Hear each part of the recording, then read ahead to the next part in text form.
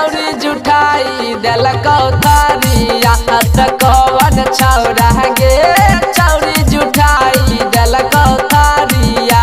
Coaching का रह गलियै हमें जिला रेखा गरिया कोचिंग का रह गलियै हमें जिला रेखा गरिया आबे में सुने नितसवा छौरा जुठाई देलकै थारिया आबे में सुने रूपेशवा छौरा जुठाई देलकै थारिया।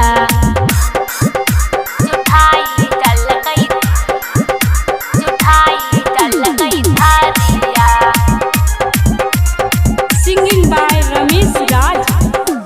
कौन छौरा गे छौरी जुठाई देलकौ थारिया। हाँ सच सच बोल छौरी की भेलौ तोरा साथ गे असो नसल जवानी के घटल छौ दाल भात गे।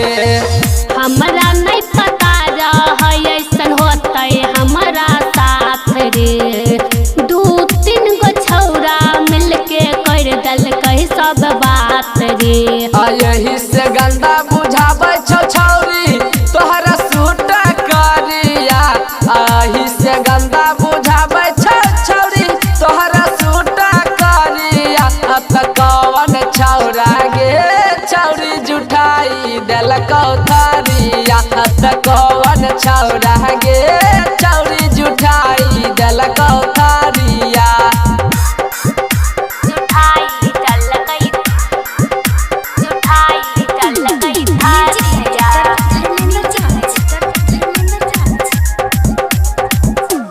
कौन छौरा गे छौरी जुठाई देलकौ थारिया। यही उम्र में सब देलकौ ढाका डाल गे के न तोहर शादी होय तो लागै छी जुठाल गे। जाई छियै खबर लेके हमें अपना घर रे सब पोल खोल देबै रखबै न केकरो डोर रे।